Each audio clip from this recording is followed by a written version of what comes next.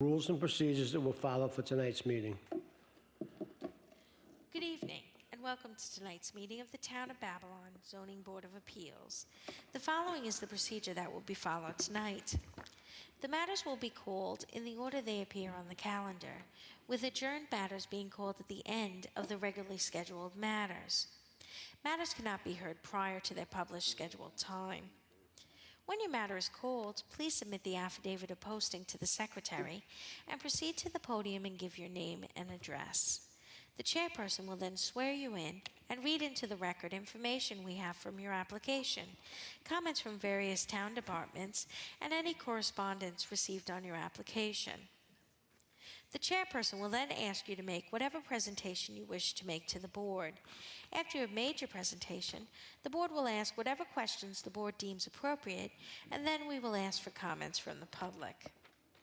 If you wish to speak for or against an application, we ask that you wait until you're acknowledged. Come forward, give us your name and address, tell us where your property is in relation to the property that's in question tonight, and then please direct your comments to the board, not the applicant or the applicant's representative. We have to keep a record, and we cannot do that if there are people talking over each other or cross conversations. If someone has spoken for or against an application, and they have said exactly the same thing that you wish to say, it will have the same force and effect in the record if you give your name and address, are sworn in, and say that you join in those comments. If you have anything additional to say, please don't hesitate to do so, but keep in mind that you will be given only one opportunity to speak. After the public has spoken, the board may ask the applicant to come back to answer any questions that may have come up as a result of the public comments, or for the applicant to summarize. When the applicant comes back to answer any additional questions, if that happens, that does not start a second round of public comments. Once the matter has been heard, various things may occur.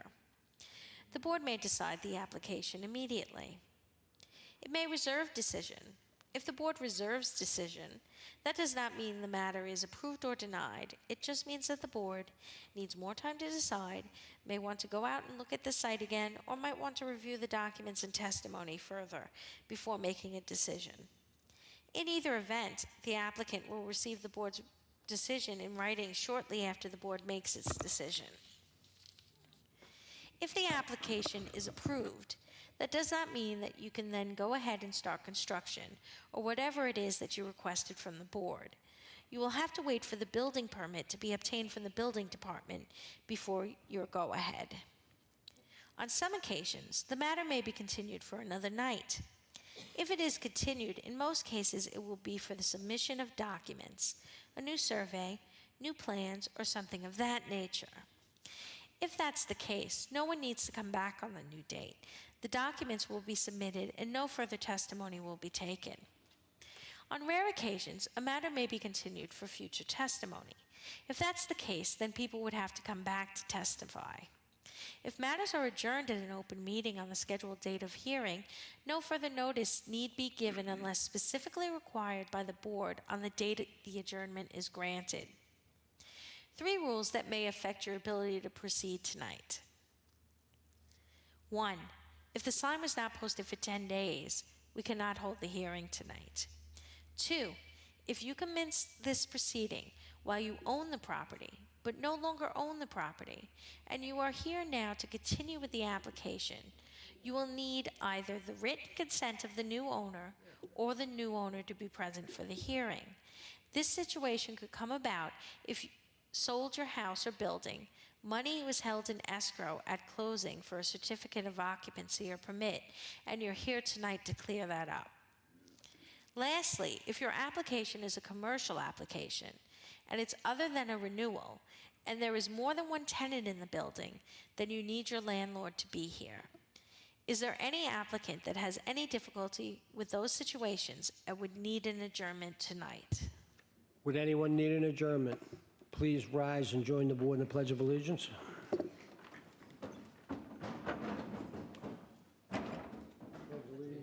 to the flag of the United States of America and to the republic for which it stands, one nation, under God, indivisible, with liberty and justice for all.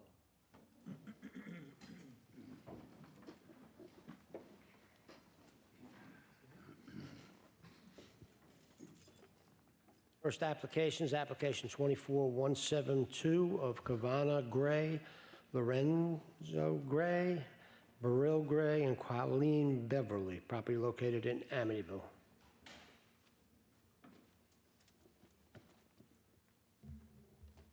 Name and address for the record, please. John Tufel, professional engineer, 707 Route 110, Farmingdale. Okay, I do affirm to tell the truth. Yes, I do. For the record, we have a Planning Division memo dated September 19th, 2024. Environmental Control memo dated September 25th, 2024. If approved, this application will not result in significant impact. Tax map acting as an area map. Survey by Jack Allison Hall. Last dated December 4th, 2015. And Chairman, there's a site plan by Norman C. Locke dated June 28th, 2024. okay, what would you like to tell us about the application? Thank you.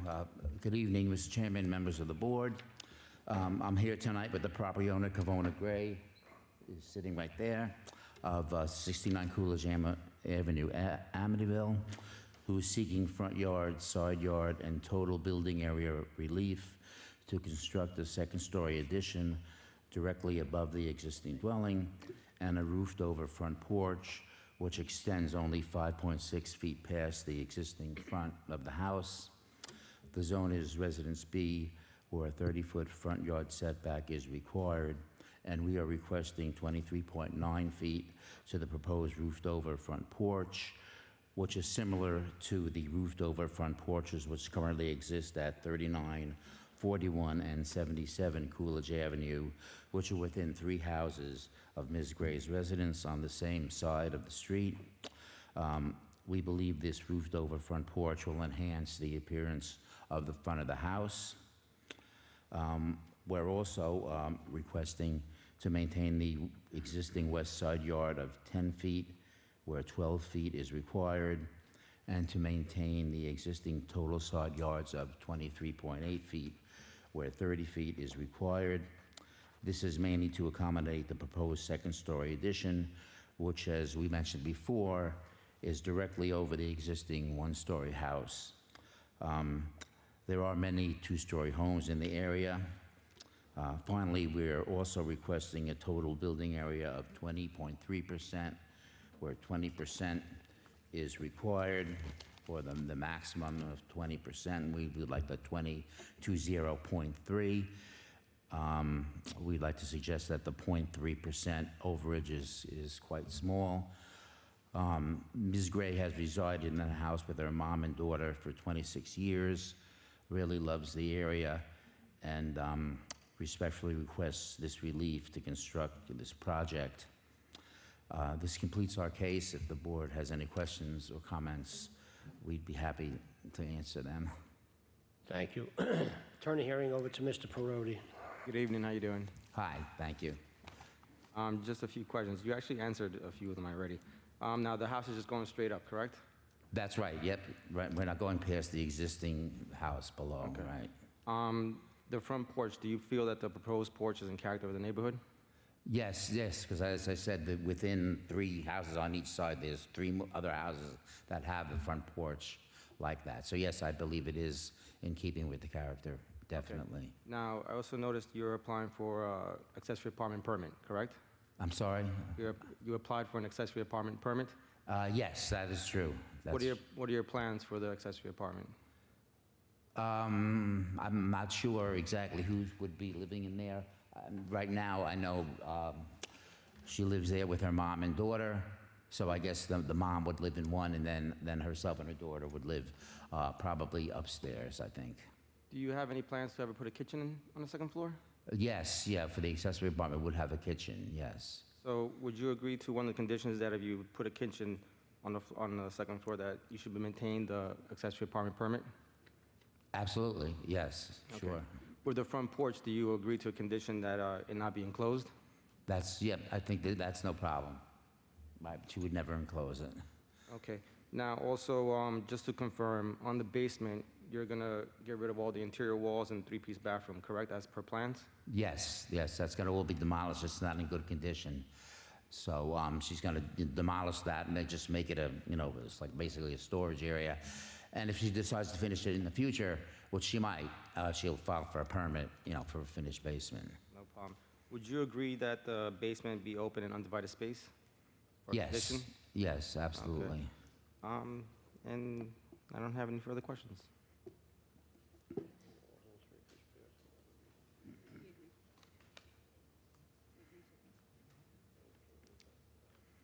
Any other questions from the board? Would anyone like to be heard on this application? For the record, there are none.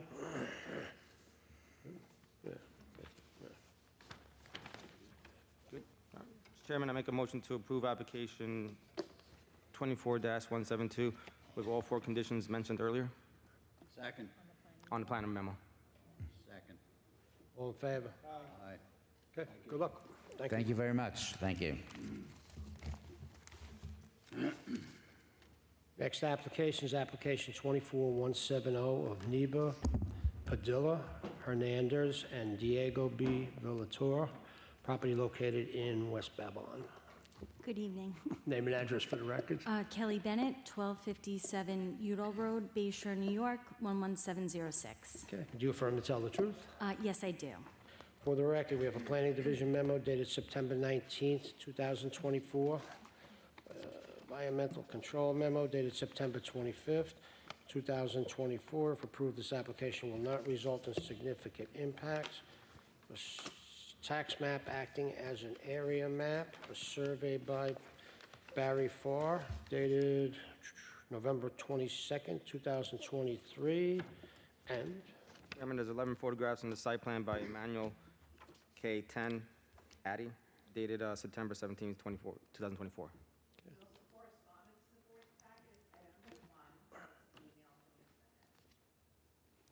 okay. Okay, what would you like to tell us about the application? I'm here tonight on behalf of the property owners. They did end up with a violation that brought these other building permit items to their attention. They did purchase this house back in 2020, so that photo that you see up there right now, which is what I printed for the board, is from 2012. So the dwelling itself has only been re-sided, essentially, from when Mr. Villatoro had purchased this. He did alter the second floor above the converted garage, so that existing garage is converted currently to a playroom. One of the issues is that door that you see right there next to the garage bay door. Mr. Villatoro has agreed to remove that, so that's already part of our revised plans in terms of that door coming out. This is also in conjunction with an accessory apartment application. So we did file to maintain back in October of '23 the partial finished basement, which is in fact going back to unfinished base, and the shed, the existing shed. The request in the memo is to increase the lot coverage, total building area from the required 30% to 34.3%. We've also made another revision, and plot plans were submitted. We are removing some more concrete in the back. So we're going to remove a total of 350.7 square feet of concrete. So that gets our lot coverage right to 29.9. So we no longer need the request of item number 1 for lot coverage. Okay. I'll make a motion to delete variance number 1 on application 24170. All in favor? So some of the other items here stated in the memo, such as the room sizes, all of these have been addressed, and revised plans that are up on the screen right now have been submitted to the zoning board, obviously, as well as the accessory apartment board. We did apply for that permit back in February of '24. So we do have an application number, and they know we're on hold until we get these approvals. In terms of this shed, the existing shed, we're requesting diminished setback of 1.3 instead of the required 2 feet. It is slightly skewed. Right now, there is only 5 foot 2 inches between the shed and the dwelling. So my only concern with straightening out the shed to meet the 2 foot setback is that it would put it, right at that 5 foot or a little bit less between the shed and the dwelling. So we are requesting to keep this diminished setback. If it were to ever be replaced, he would replace it in a conforming location. Okay, I'll turn the hearing over to Mr. Shepherd. Thank you. How are you? Good, thank you. Answered a lot of my questions. I just have one question about the camper. That was part of the complaint? That was part of the complaint, and Is there somebody living in it or something? No, it's family, and they use the camper, and this is something that's been an ongoing issue. So basically with this, I've just sent Mr. Villatoro, you know, the code. He's been made aware of it, so they will have to get that rectified. But it is not something that anyone is in or would permanently be on the property. Registered? Yes, Okay. And would you agree, since you can't move the shed, if it was ever to come down and need to be relocated, would you agree to put it in a conforming location? absolutely, we would. Thank you. And you've applied for a accessory apartment along with it? Yep, we did. I actually have copies to submit from the board of, you know, our filing, building permit filing, the comments received from buildings. Some were to take off the second kitchen, that's why it wasn't shown on that initial plan on the second floor. And one other thing is, you know, the accessory apartment above the garage, it would easily convert back to, let's say, a master suite if the next owner did not want to keep an accessory apartment in place.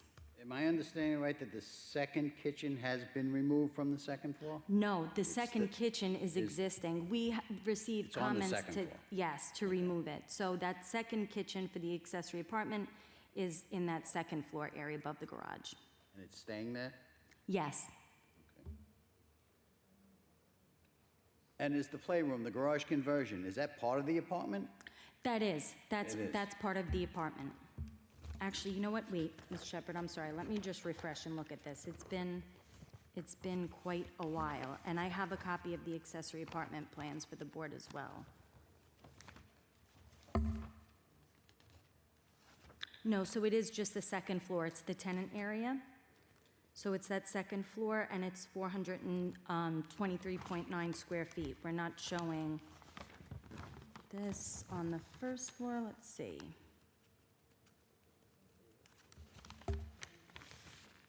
It's a one-bedroom No, the apartment? owner, it's a one-bedroom. They were utilizing it as two bedrooms. It does not meet the New York State requirement for 7-foot dimension in either way. So they were actually really thrilled to get a walk-in closet. So this is going to be a one-bedroom apartment. Okay, and you said you are removing the second door on the Fifth Avenue Yes, side? that's already been updated in the plans. It should reflect so in the elevation that that door is coming out. Okay. And the basement, yes. We're going back, it's in very bad shape. It's not worth maintaining. So it's going back to, it doesn't take much to get it to unfinished. If there is a condition, I know they might want to do a finished storage. They'd always leave it one area. But for now, this is going to be unfinished. Well, anything else you need to get it permitted? Of course. Okay. Yes, we're taking down all the interior walls petitions? There really aren't any. There's some very old sheetrock paneling, disgusting drop ceiling, so we're getting it back to completely unfinished. Yeah, not much to gut. I don't think I have any further questions, Mr. Chairman. Any other questions from the board? Yeah, we'll make the condition. Would anyone like to be heard on this application? For the record, there are none. That's good. Mr. Chairman, I'll make a motion to approve application 24170 with the condition that the basement remain unfinished other than the 4 exterior walls, and that the shed ever need to be built, ever taken down, be put in a conforming location. And the applicant maintain a two-family accessory,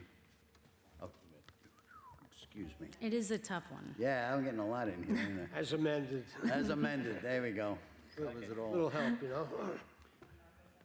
Marco second. All in favor? Aye, Okay, thank you. Thank you. thank you very much. Next application is application 24171 of Gregory Maddox, and Erica Palazzo, property located in North Babylon.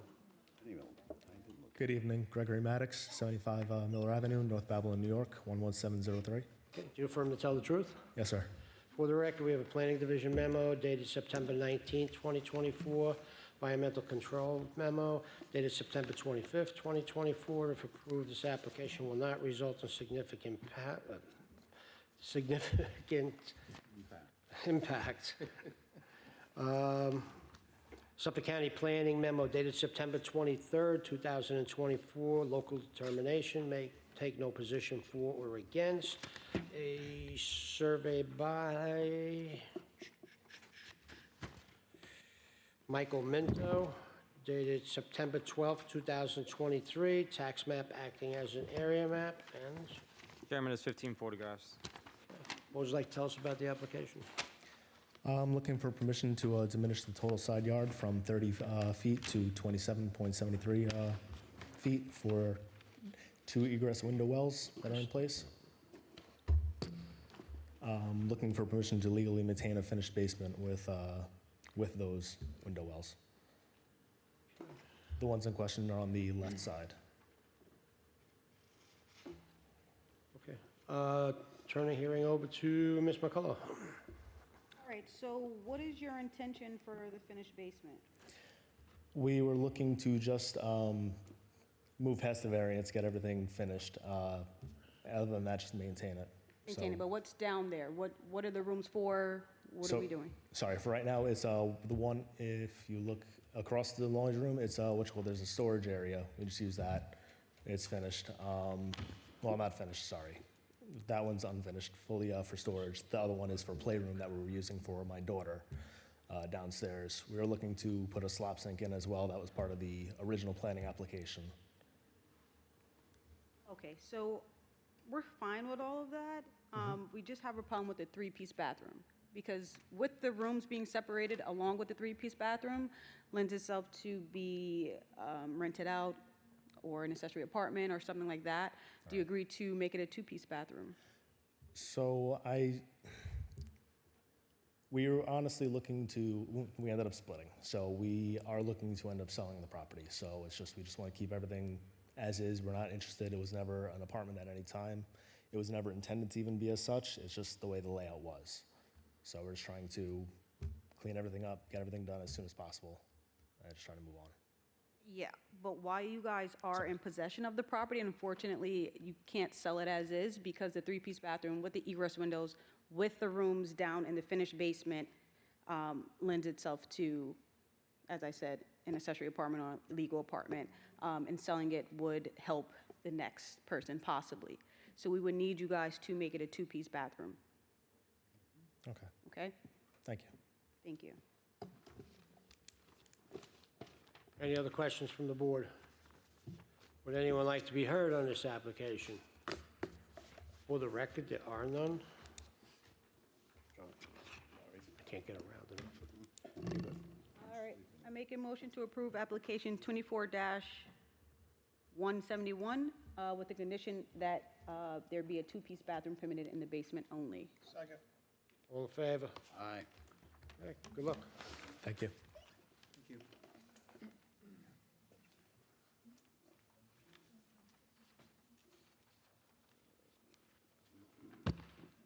Next application is application 24-166 of Kyle Amberry and Ashley Germain, property located in Lindenhurst.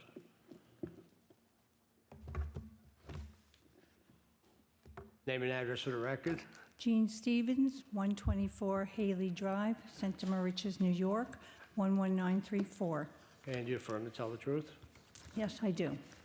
For the record, we have a Planning Division memo dated September 19, 2024, Environmental Control memo dated September 25, 2024. If approved, this application will not result in significant impact. A tax map acting as an area map. Survey by Jason Lettingham dated September 6, 2023, and Chairman, there's 3 photographs. Okay. Would you like to tell us about the application? Yes, first I would like to hand in, if I may, letters from the abutting neighbors and pictures that I took of other fences in the surrounding area.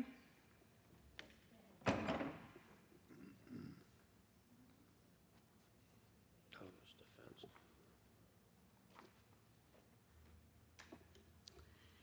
Okay, I'm representing Mr. Kyle Amberry. He's requesting a variance approval to erect a 6-foot-high fence which does not meet code. Mr. Amberry is coming up on his 1-year anniversary, moving into his home, and now has decided that he needs to have a privacy fence installed. Upon driving around the community, he noted that there were 6-foot fences all around on the interior lots as well as corner lots. He never gave much thought as to what the town's fence codes were, or that he would not be in compliance with the request. I'd like to hand you some of the fences in the area that he came across as he was driving around. Also, Mr. Amberry, realizing now the problem with fences on corner lots, will revise his request to have the fence on the east side of Tremont be in line with the front of the house, which will then maintain a 24-foot front yard to the corner of the property, which was recommended by the planning department. However, the fence forward of the house on the west side is still being requested with a 17-foot setback, which is also 10 feet away from the neighboring driveway. The fence on Monroe Drive with the 8-foot angle on both sides is 4 feet 6 inches away from the driveway and will be 14 feet 6 inches from the side of the rear fence line to the curb. Because of the placement of the house on the property and being a corner lot with 3 intersecting roads, we feel this fence placement request is very reasonable.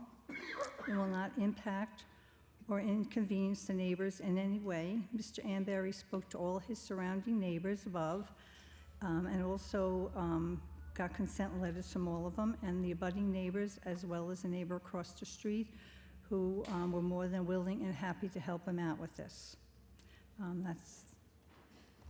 That's my case. Just a quick question. Those Sure. photos that you submitted with the fences, were any of those approved by this board?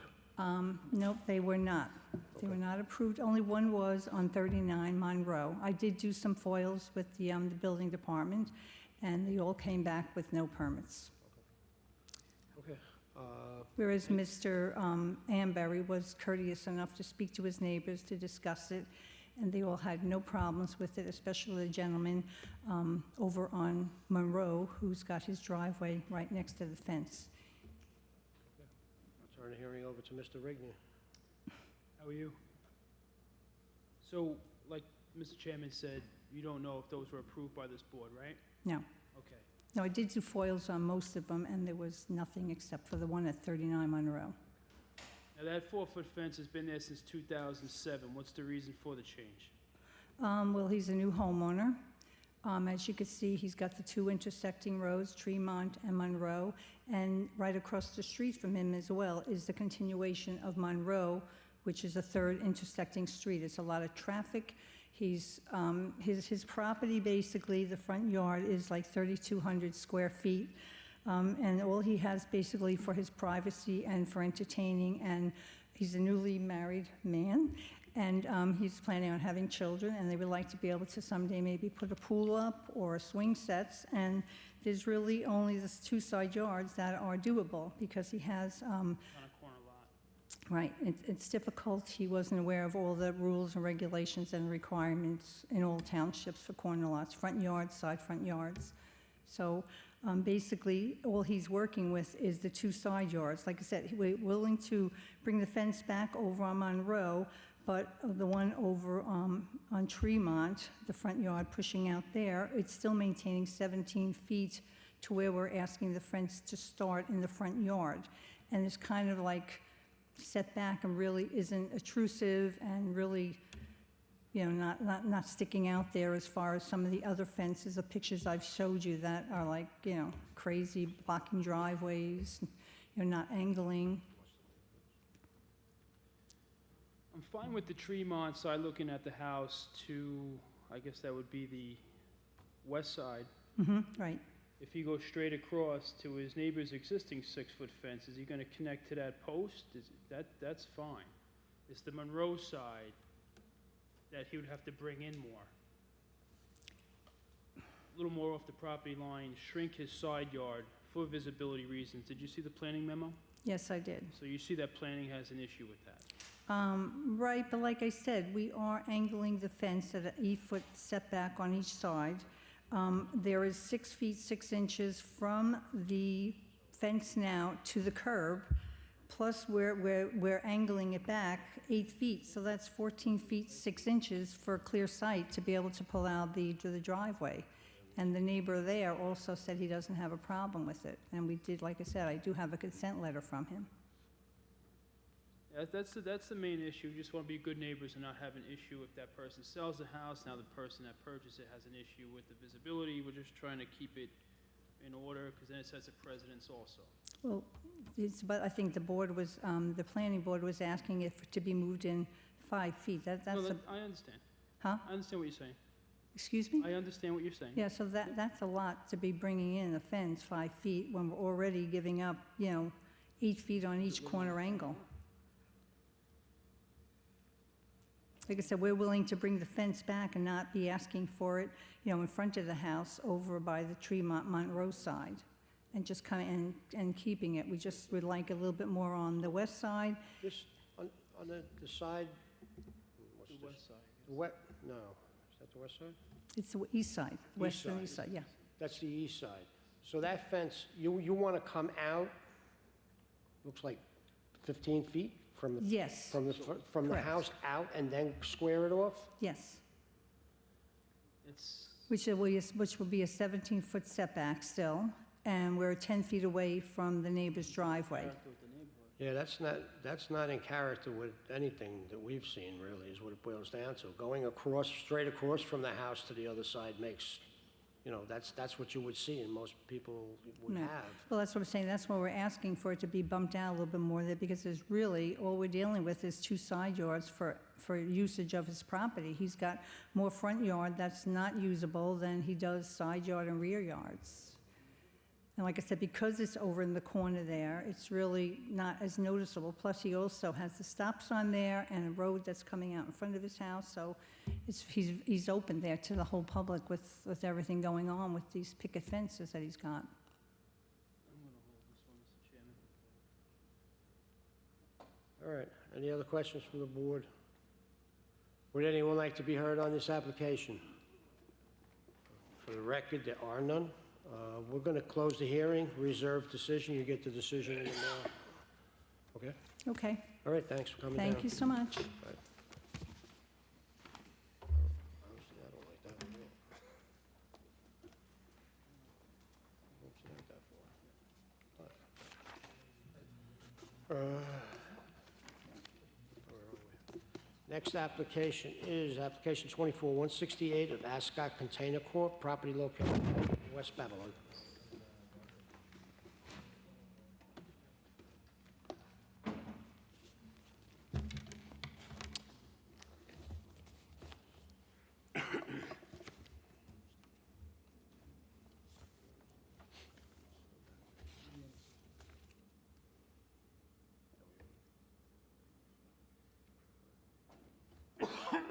Sorry. Name and address for the record. Yes, good evening, Chairman Kane, members of the board. For the record, I'm Mark Garabrandt with law offices at 692 South Wellwood Avenue, Lindenhurst, New York, 11757. Good evening. Okay, for the record, we have a planning division memo dated September 19, 2024, environmental control memo dated September 25, 2024. Continue to operate, mentioning here about cognizant of potential conflicts with the other use. We do not have fire marshal's report. Oh, we do, we got it, we just got that, yep. We do not have Suffolk County Planning, though. Tax map acting as an area map. Survey by Frank Ward dated, or last dated June 3rd, 2017, and Chairman, there's 5 photographs. would you like to tell us about the application? Yes, I represent Ascot Container Corp. and J. Rose Realty Holding Corp. The principal is John Canetti, who's here with us this evening. Basically, this has been a family-owned, not only property, but business. The premises was originally purchased by J. Rose Holding Corp. Back in May of 1984. And as the Planning Division memo of September 19th indicates, the premises originally received the approval from the Zoning Board of Appeals for the current use some 29 years ago, in September of 1995. So we appear here tonight seeking renewal of a special exception permit for retail use for sales of landscape materials and equipment, as well as outdoor storage of contracting equipment, trucks, and landscape materials. The premise is approximately 57,000 square feet. It's located on the south side of the Sunrise Service Road, approximately 100 feet west of Burgess Avenue. In addition to a one-story office building, the premises contains 21 bins, if you will, that contain any sorted and sundry materials, landscaping materials. I note that the memo also mentioned that there are no open complaints, and the site inspection of September 19th also indicated that the materials were being stored and the site was being operated as per the approved site plan. And nothing's really changed as far as I can see from the prior site plan, and even looking at some of the prior photographs that we had in our record. We previously represented the client back in 2021, before that in 17, and before that in 2014 in seeking a renewal of the various special exception permits. We like to believe that we're good neighbors. We're mindful of the fact that there's a B residence behind us. With respect to that southern boundary line, in addition to a stockade fence, which is approximately 10 feet high, there's also an ample berm consisting of pines, oaks, and ivy that when I took a ride around the corner and looked through the various properties that were on Salem Road, which is immediately south and run parallel to Sunrise Highway, you could see that there was ample coverage, and it was not a problem. Also, there's a residence on Burgess Avenue, just to the southeast of us, and I note that they have a bamboo wall themselves, which is quite lovely, frankly, and towers over our property. The hours of operation are 7 to 4:30. I note that throughout the year, we're mindful of the nature of our business, and my client has a forklift with a 250-gallon water tank that he daily uses, especially during the summertime, more than once a day, to try to keep the dust down. We believe that, we've done everything that the town has requested of us over the years, and we'd like to believe that we've made this renewal permit exception an easy one for you, hopefully so. Okay, thank you. I'll turn the hearing over to Mr. Shepherd. How are you? Mr. Shepherd, how are you, sir? Good. Everything's the same? Yeah, yes. Business is good? I hope so. I think it could always be better, but I have no questions, Mr. Chairman. thank you. Any other questions from the board? Would anyone like to be heard on this application? Yeah.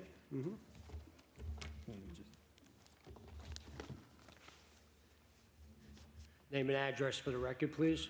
Cesar Galarza, 5020 Sunrise Highway, Massapequa. I'm an attorney, but I'm here for my father-in-law who lives on Burgess, around the corner from the applicant. What would you like to tell us about the application? So, Mr. Chairman and board members, we support the application. I hope they prosper. They've been here for a long time. My father-in-law has been living there for almost 50 years. So we have no objection, and again, we support it.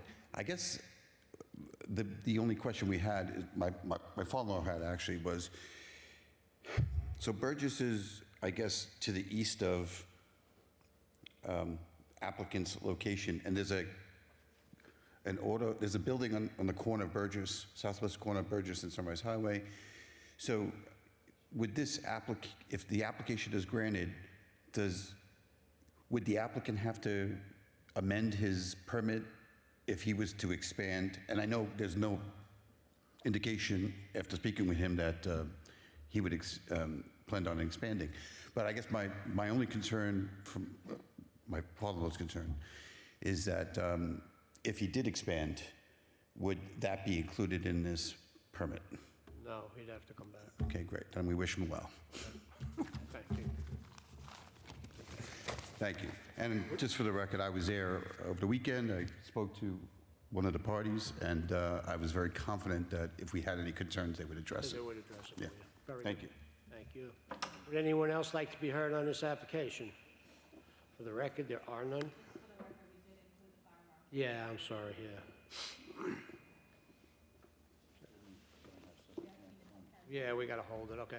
So we're going to hold the application for Suffolk County Planning, which, should come in by next week, hopefully. Oh, now it's 2 weeks. We're off for 2 weeks. After that, it'll come in, and then we'll, move the application after that, all right? Okay, so we're just going to leave the record open? Say it again, I'm sorry. Yeah, we'll leave the record open for Suffolk County Planning. All right? All right, thanks. Thank you. Thanks for coming down. Have a good night. Appreciate it. Thank you. Thank you.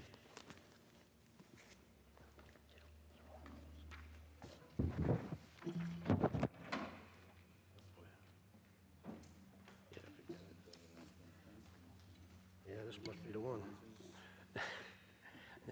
Next application is application 24-161, property located on Great Neck Road in Copeg, 2225.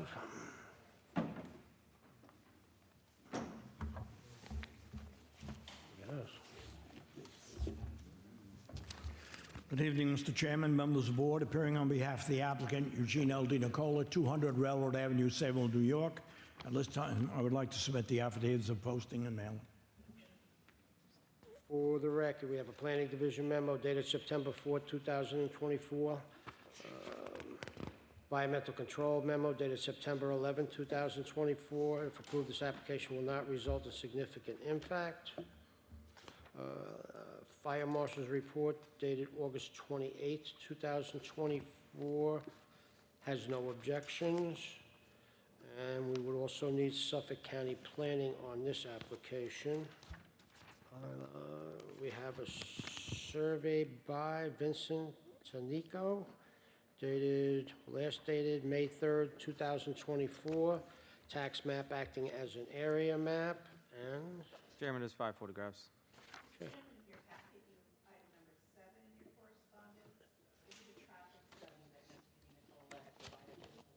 Okay. What would you like to tell us about the application? I'm sorry, Mr. Chairman. What would you like to tell us about the Oh, application? yes. I'm sorry. Thank you, Mr. Chairman. The applicant is requesting a parking variance from 14 spaces required to 6 spaces provided on-site to reopen a closed convenience store at 2225 Great Neck Road, Copeg. Now, the subject site is located at the northwest corner of Great Neck Road and Dante Avenue. To the north is Gateway Park, which extends up to Dixon Avenue. To the west is a 2.5-story dwelling, which fronts on Dante Avenue. Across Dante Avenue to the south is a 2-family dwelling, number 2167, and adjacent to that, going south on the west side of Great Neck Road, is a multifamily dwelling, and I think there's a 3rd multifamily dwelling proceeding south. To the east across Great Neck Road is a neighborhood shopping center. That's the southeast corner of Dante Avenue and Great Neck Road with multiple storefronts.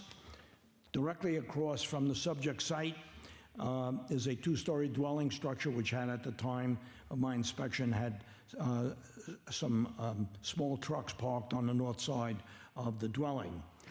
To the northeast, at the southeast corner of Dixon Avenue and Great Neck Road, is a gasoline filling station with a convenience store. The properties on the east and west sides of Great Neck Road are zoned E-business. There is off-street parking permitted in the area. Now, the subject site, as I indicated, is Zone E Business District. The subject site contains a plot area of approximately 8,450 square feet with a frontage on Great Neck Road of 100 feet and a frontage on Dante Avenue of approximately 60 feet. However, the overall parcel has a depth of 74 feet because of the angulation at the corner of Dante Avenue and Great Neck Road. There are paved areas in front of the existing building at Great Neck Road and Dante Avenue. The site has a curb cut on Dante Avenue and a curb cut on Great Neck Road. Now, the building was formerly occupied as a convenience store called Speedy Mart. Upon information and belief, it was originally a 7-Eleven store when it was erected in about 1965. Great Neck Road was widened, and there was a taking of the subject parcel by the county of at least 26 feet along Great Neck Road and approximately 42 feet at the intersection with Dante Avenue, excuse me, which effectively took the major portion of the parking area of the site. If you have a copy of the site plan, you will notice that the dimensions are noted: 26 feet into Great Neck Road currently and 42 feet at the intersection. The applicant has located 4 parking stalls in the front at Great Neck Road and 2 parking stalls at Dante Avenue. The curb cut on Great Neck Road is approximately 75 feet from the intersection with Dante Avenue, so it should not present any issues. A parking study has been submitted, and Mr. Kean Cody will submit testimony following my presentation, specifically with regard to the parking study. Now, the existing one-story building was issued a certificate of occupancy on July 27, 1965, CO number 49719, for use as a retail store. In 1974, a further CO was issued for an alteration to a retail store. September 20, 1974, CO number 67741, and in 1982, a third certificate of occupancy was issued to enclose the front porch and exterior alterations, and that was February 2nd, 1983, CO number 77064. The building was occupied as a retail convenience store since 1965, except for the approximate past 2 years when the store has been closed. Now, the applicant proposes to reopen the store and operate it as a retail convenience store. Various improvements will be made to the building and site, including including exterior elevation improvements and landscaping improvements. I have the architect and site plan designer here as well, if the board has any specific questions with regard to those items. Instead of having a closed building, which is never a good thing for a community, there will be an active business operation serving the community, generating sales tax, and providing employment. The convenience store will operate 7 days a week. The hours of operation will be 7 a.m. to 10 p.m. The business is anticipated to have 2 full-time employees, which, by the way, are related. The family will be operating this business, and 1 part-time employee. The convenience store will not be a smoke shop or a vape shop. Although cigarettes and tobacco products will be sold, their presence in the store will be of a minor nature, with the predominant items being of a grocery nature, such as milk, bread, eggs, soda, beer, snacks, coffee, canned goods, cereals, packaged baked goods, etc., magazines. The parking relaxation requested this evening is due to the widening of Great Neck Road and the taking of the property of the site. The property, as I indicated, or at least I believe I did, occurred in about the 1970s, and I believe it was somewhere around 1972 when that did occur. The site has all certificates of occupancy and requires this parking relaxation to open the store. The proposed use of the subject premises is a permitted use in the E-Business District. With regard to the staff report, The applicant will agree to limit the hours of operation as proposed herein, 7 a.m. to 10 p.m., and will agree that there shall be no truck deliveries between 11 p.m. and 6 a.m., Monday through Friday, or between 10 p.m. and 8 a.m., Saturdays and Sunday.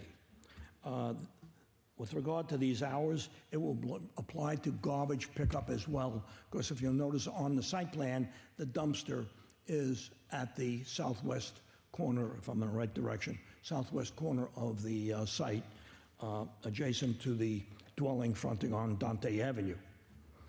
The applicant will be power washing the entire building, installing new white vinyl siding to match the existing siding.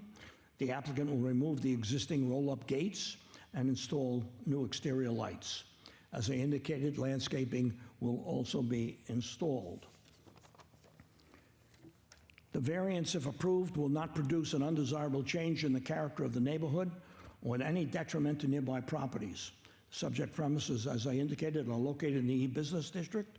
The use as a retail convenience store functioned from 1965 and has coexisted with the neighborhood since that date, including following the taking and the widening of Great Neck Road in or about 1972. The properties, again, along both sides of Great Neck Road are zoned E-Business. Now, the benefits sought by the applicant cannot be achieved by some other method feasible to the applicant other than pursuant to a variance from this board. The requested variance, although may be numerically substantial, is in practicality not substantial, as the parking spaces proposed on site should function adequately, since convenience store patrons they don't shop in a convenience store. They spend an average of 4 to 5 minutes in the convenience store. The variance, if approved, will not have an adverse effect or impact on the physical or environmental conditions in the neighborhood, as the use of the premises as a retail convenience store is a permitted use in the zoning district, and again has existed for some 59 years without any adverse environmental or physical impact. The alleged difficulty was not created by the applicant or the prior owner. Difficulty was created as a result of the county widening the road, which took a major portion of the parking of the area. Now, in order to comply with the current parking standards, you're not going to get as many spaces as if people just parked on. You could probably get 9 cars parked on there now, but to comply with the requirements of the planning staff and your site plan requirements, you can only get legally 6 spaces on the site. At this time, Mr. Chairman, if I may call Mr.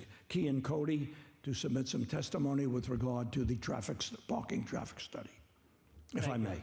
Thank you.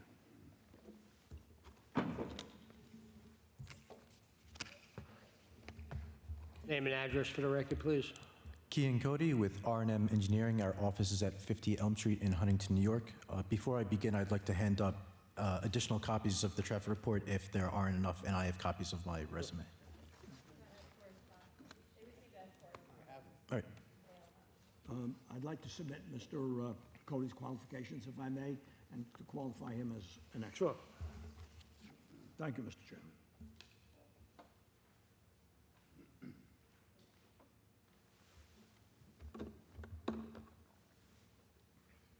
Mr. Cody, did you prepare a traffic parking study for this presentation this evening? Yes. And the board has a copy, so we won't be submitting it separately. Would you please address the board in particular with regard to the sufficiency of the parking for the convenience store if it reopens? Yes. I'd like to go through the parking letter that we prepared and go over the methodology used. Okay. As you know, the property is located at 2225 Great Neck Road. It's on the west side of the road on the northwest corner of Great Neck Road at Dante Avenue. The property contains a 2,971 square foot building, which is currently vacant. The applicant plans to reoccupy the building with a convenience store and restripe the parking area, bringing the site further into compliance with the Town of Babylon zoning code. The proposed project would require 14 parking spaces where only 6 are provided on site, and as such, a parking variance for 8 parking spaces is required as part of this application. As part of our parking study, we observed parking activity along the west side of Great Neck Road between Dixon Avenue to the north and Church Place to the south. These are the 2 blocks surrounding the subject property. These observations were performed on Friday and Saturday, September 20th and 21st of this year. They were performed between 7 a.m. and 7 p.m. In our study, we determined that there are 15 total parking spaces within the surveyed area and that only 2 vehicles were parked in these areas during the peak time, which we determined occurred at Saturday at 11 a.m. This indicates that there would be 13 vacant spaces at any given time based off those observations. We then utilized the observations along with industry standard data to determine if the 13 vacant spaces that we observed would be adequate to accommodate the parking demand associated with the proposed use. In order to do this, we consulted the Institute of Transportation Engineers, the ITE, and their parking generation manual, the latest edition, the 6th.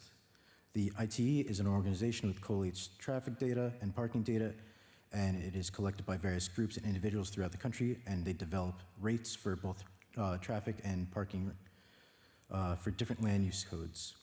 In this case, we use the land use code 851, which represents a convenience store, and we use that to estimate the future parking demand.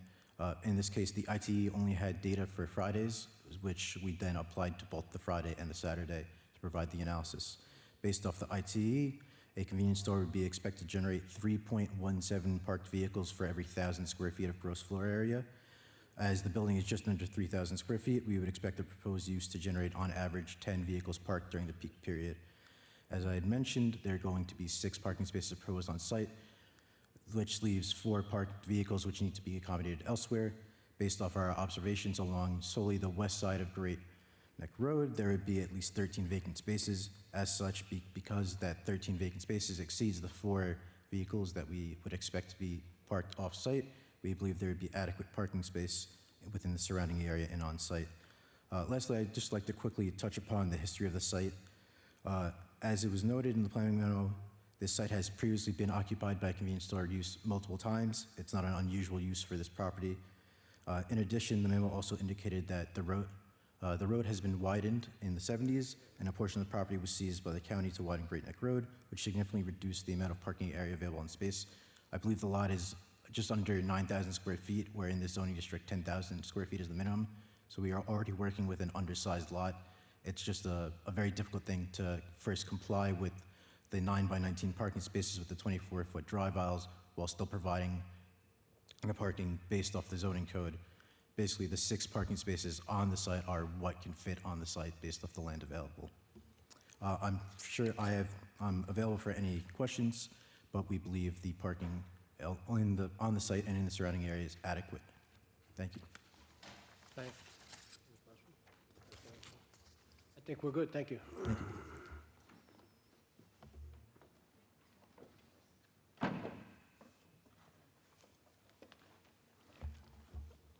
If the board has any questions with regard to the site or the building improvements or the landscaping, as I indicated, I have the architect here, Mr. Chairman. That concludes the applicant's presentation.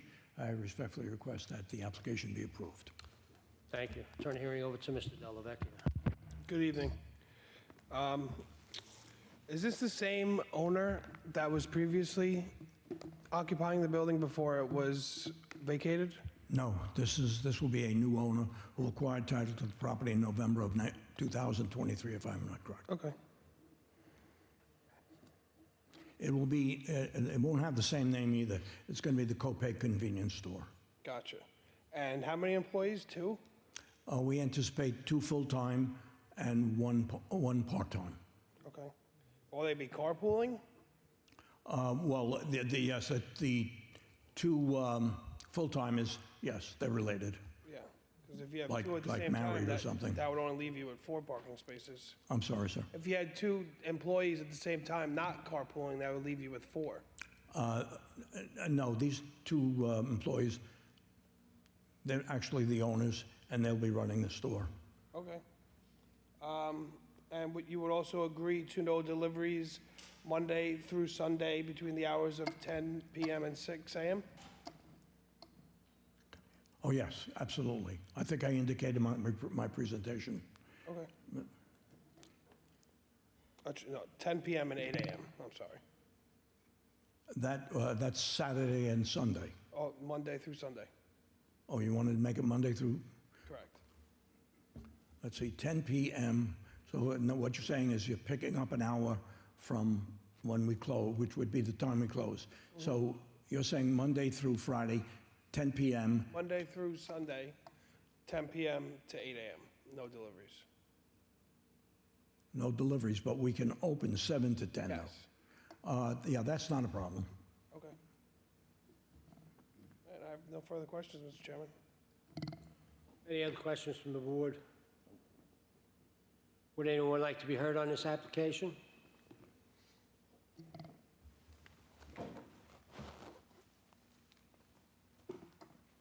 Name and address for the record.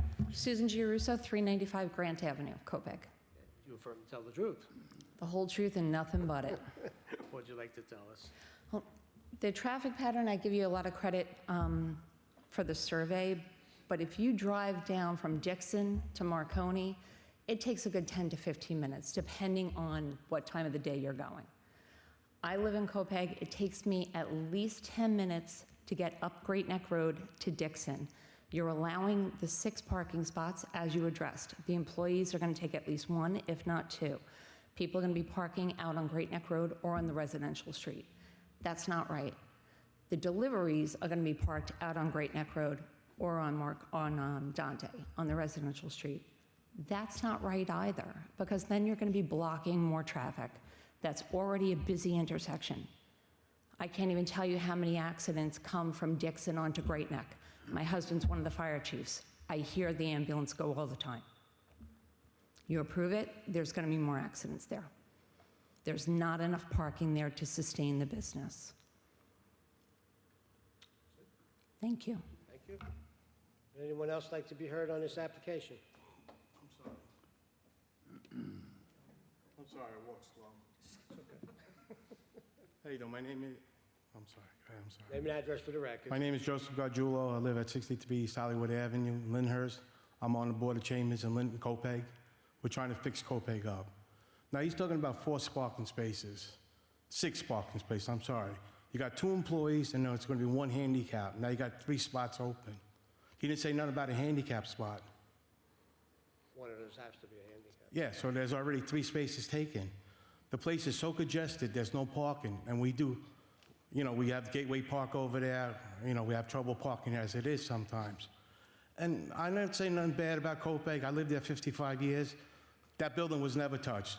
The roads were only 2-lane roads back at that time. We had a lot of problems with convenience stores there. They were doing illegal gambling, girls downstairs, only 2 years ago. So how could the other guy buy that 2 years ago when all that was going on? That's my problem. You know, we're trying to think, and you got the church around the corner. Where's they going to park when delivery trucks come? And I own tow trucks. There's so many accidents on that corner. And then plus, I'm not saying nothing bad about businesses, but we got so many convenience stores in Copic. How many more do we need? It's going to hurt their business. If you do the study, I mean, every block there's a convenience store. I'm just saying it's going to hurt the community that we're trying to build up for businesses. And they're going to suffer. And they might go out of business, then we're going to have more abandoned stores. It's just that place has not been problems over the years. I lived there 55 years. It was great at one time. The past couple of years, it's been nothing going on. They were gambling, they're drinking outside. I'm just afraid for my kids when they grow up. And I'm trying to make Copic nice again. And that's all I got really to say. I appreciate it. Thank you. Would anyone else like to be heard on this application? Actually, I would. The lady behind you had her hand up first. I'll take her first. Chivalry's not dead. Good evening. My name is Donna Farina, 370 Florida Avenue, Copic. I am the president of the Copic Chamber of Commerce. You affirm to tell the truth, first of all. Always. And also, are you representing the Copic Chamber of Commerce? Yes, I am. Okay.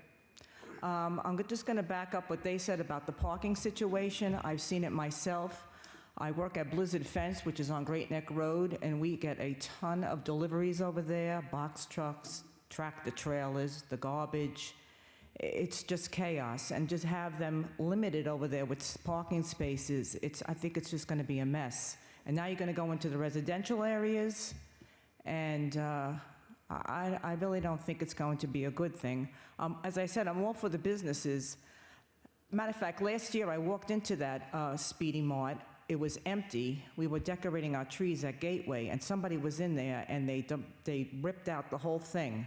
And I complained to Rich Schaefer about it, and they shut that whole thing down. It wasn't this owner, it was somebody right before them. So I don't know what's going on with the inside of the building. But as far as the parking, I am concerned about that. We do have a beautiful park next door. We have the residential, we have the church. So I just want to make sure that everything is taken care of and really researched before they move forward with this. There is a lot of traffic, as Susan said, coming up Great Neck Road. It does take you quite a while to get up that street. So with all this going on, I just don't want there to be any problems. Thank you. Would anyone else like to be heard on this application? Come on up. I'll take the gentleman first. I passed him by before. Come on. Yeah, I'm sorry. Name and address for the record, please. Steve Christensen, 206 Richmond Ave, Massapequa. And I am Prefer to with... tell the truth? I do. Okay, what would you like to tell us? We actually filed the plans for this project. And I would like to state that this building, I live not too far myself, and this building has been vacant for quite some time. The current owner that I've met, they actually a super family, nice family. They're looking to improve the property. They paid a lot of money on this building. They're currently paying a mortgage on this building. I'd hate to see them go bankrupt, because then this building will just become more of a nightmare. So we're trying to actually make this, that when we met with the building department, they said, make sure you landscape the whole back of the building, which we're providing a 5-foot landscape buffer along the residence, along the side, and we're also doing a landscape buffer on the park that the woman had mentioned. Along the front, they are going to be taking out, there's a very big ugly sign up in the front. It's a concrete masonry that's been there forever. They are looking to rip it out. They would like to make that, they'll rip out. They're looking to put that to become all landscaped area in that whole spot. That was a big issue the town of Babylon had. They said, make sure we put a decent amount of landscaping in. They are going to rip out all the asphalt parking up in the front. They're looking to put brick pavers to match the park, which is right next door. There's all red bricks on that side. They'll wrap that right around the entire building. As far as any type of deliveries, I spoke with the owners. They stated they just have small vans or small box trucks. It's not like they have a 7-Eleven where they're pulling, because they don't own 7-Elevens. They're a small little business. They'll have a box truck. It will pull right onto the property, and it will not be parked on that road. Now, parking is legal to park on a street, no matter where you are. So as far as parking on the street, doesn't matter if they park here up the road, it's allowed.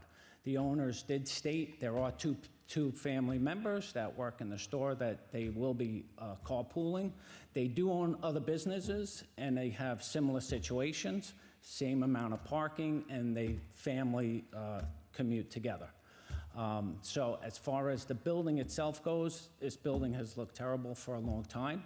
Like I said, it's a family business, kids, parents. It's not just outside people. It's a family-owned business. They are looking to, if you want them to fix anything additional on the building, they will do it. As far as the parking spaces go, that seems to be a big concern. We did meet with the building department, and they basically set all the guidelines. You know the routine. It went to every single department. Sat down with them, went through everything to make sure everything was compliant. And the actual maximum amount of spots that we're able to get is what you currently have. As far as trying to get any additional spots, it physically cannot happen, that per the requirements. Now, there are, smaller vehicles these days. You have a lot of electric cars. The spots could become smaller if needed. But in general, how many electric cars are pulling it? You can't just dedicate something to that. As far as the Dante Ave exit, that is something that the town of Babylon required. They wanted us to make that entrance wider, not us. They wanted that wider, so that's the size of that entrance on that side to make sure that there were no future issues. And also, as far as the parking goes, they wanted to make sure everything was plenty of space inside to turn around in the parking. You notice on that lot, it shows 40 feet between the parking spots. Standard is 24 feet, that's 40. So that this way, anyone that pulls in, they are not pulling, waiting to turn out of the parking lot. They actually see that, that they have plenty of spot to turn around and wait. Even if another car is coming in, 40 feet, it's almost double the size, what's allowed. You'll have cars being able to basically, if you want to say, stack up, but they'll be able to be off to the side so that there is no backup on Great Neck Road. Once again, that was taken into account. So the lot is a little bit different the way it's laid out as opposed to a normal parking lot. Normally, we would just do 24, 19, 19, and we'd be done. We made this 40 feet just so no cars are backing up onto the road. That was a big consideration with the town as well. And as far as the building itself, they are looking to redo it. The gates look terrible. I drive down this road, it looks terrible. They're ripping them all off. It's a security issue. They don't have a problem. They'll take them down. They'll re-side the building. They'll power wash it, paint it. If there's anything that the board would additionally want them to do, they'll be more than happy to address it because they do want to succeed here in this area. They're in other areas and they just like to help the community. All right, thank you.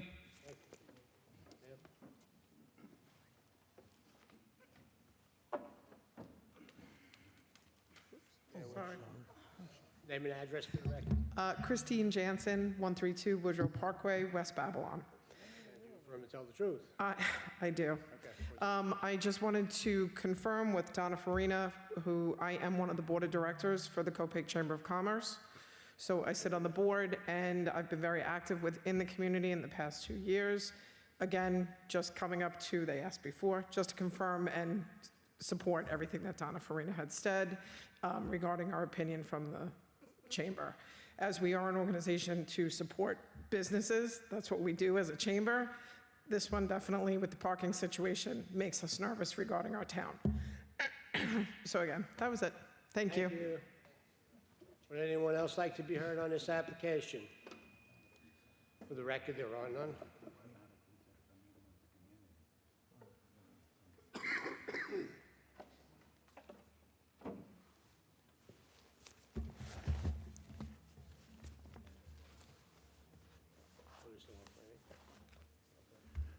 So this is still in the planning department for review? I'm sorry, Mr. Chairman. I'm sorry, too. I said this is still in the planning department for review? This has been reviewed by the planning department, yes. Okay. Well, you have any It's not a public hearing. Okay, it's just, no, it's not a public hearing. I just wanted to emphasize that one person said there'd be three spaces taken. There will not. The two main people who are operating come together. They live in the same house. Their family, they'll come in one car. If there's a part-timer, hopefully they'll come in by train, by a bicycle, something like that. They understand that parking is important for their customers to come in and out. I'm a little surprised at the Chamber of Commerce and their position, but then again, this is not, I guess, downtown by the railroad station, but I would respectfully request, and I think that adequate testimony has been presented that this application should be approved, Mr. Chairman. If not, we're going to have an empty store for a long time. Thank you. Okay, thank you. Any other questions from the board? Okay, so we're going to close the hearing. We're going to reserve decision. We're going to keep the record open for Suffolk County Planning. Thanks, We got it? Okay. That came in? Yeah? Oh, okay.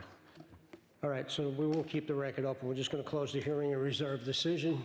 You'll get the decision in the mail. Thanks, everybody, for coming down. We appreciate it, and we'll take everything into consideration.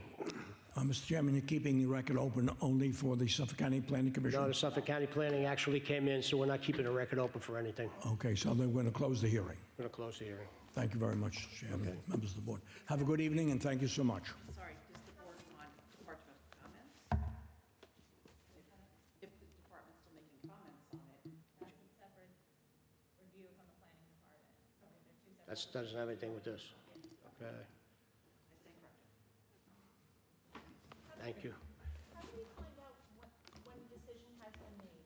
So you can call the zoning department office on a Friday morning. Our meetings are on Thursday, but there are no meetings for the next 2 weeks. We're off for the next 2 weeks, so I guess the next meeting is the 17th, I believe. So it may or may not be then, but that's how you find out, is through the zoning office. Okay? You can call them on Friday mornings. Thanks. Okay. That concludes the Thank you live again. streaming portion of